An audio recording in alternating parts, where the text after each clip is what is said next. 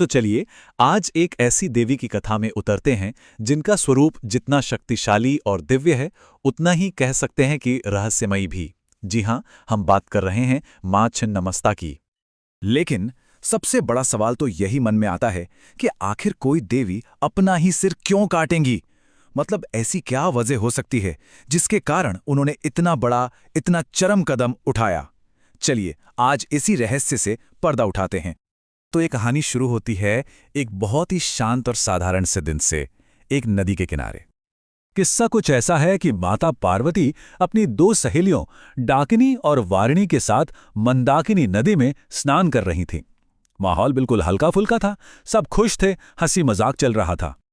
पर जैसे ही स्नान खत्म हुआ, अचानक से वो पूरा माहौल बदल गया। उनकी सखियों ने माता पार्वती से कहा कि उन्हें बहुत बहुत तेज भूख लगी है और उन्हें अभी इसी वक्त कुछ खाने को चाहिए। उनकी आवाज में अब वो पहले वाली खुशी नहीं, बल्कि एक तरह की बेचैनी थी। अब देखिए, माता पार्वती ने पहले तो उन्हें समझाया, थोड़ा इंतजार करने के लिए कहा, लेकिन डाकिनी और वारिणी की भूख तो बढ़ती ही जा रही थी, इतनी कि वो अब बर्दाश्त के बाहर हो रही थीं। वो बार बार यही विनती कर रही थीं कि उन्हें अभी इसी पल भोजन चाहिए।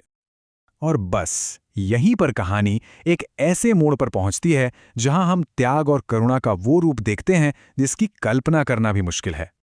अपनी भक्त सहेलियों को भूख से इस तरह तड़पते देख मां पार्वती का दिल करुणा से भर गया। उन्होंने एक पल के लिए भी नहीं सोचा। वो समझ गई थीं कि अब उन्हें क्या करना होगा। उन्होंने अपनी तलवार उठाई और बिना कुछ सोचे समझे अपना ही सिर अपने धड़ से अलग कर दिया। ये एक अकल्पनीय दृश्य था। और जानते हैं, इसी पल से देवी पार्वती मां छिन्नमस्ता के नाम से जानी गईं। लेकिन इसके बाद जो हुआ वो और भी अद्भुत था। उनके कटे हुए गले से रक्त की 3 धाराएं निकलीं।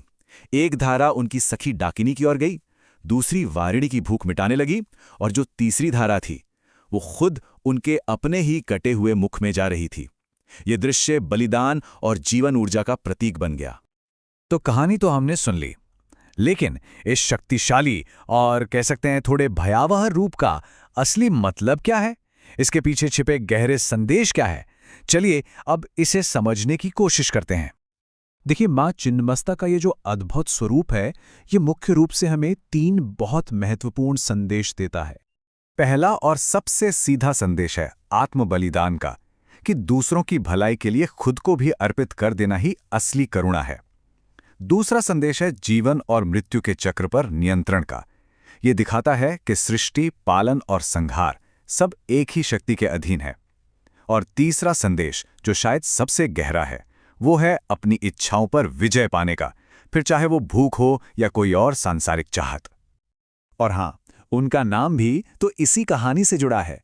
छिन्न मतलब कटा हुआ, और मस्ता मतलब सिर, यानी वो देवी जिनका मस्तक कटा हुआ है पर फिर भी वो जीवन और ऊर्जा का स्रोत बनी हुई हैं। लेकिन ये कहानी सिर्फ पौराणिक कथाओं तक ही सीमित नहीं है। मां छिन्नमस्ता की आज भी पूरे भारत में पूजा होती है और उनका एक बहुत ही महत्वपूर्ण स्थान है।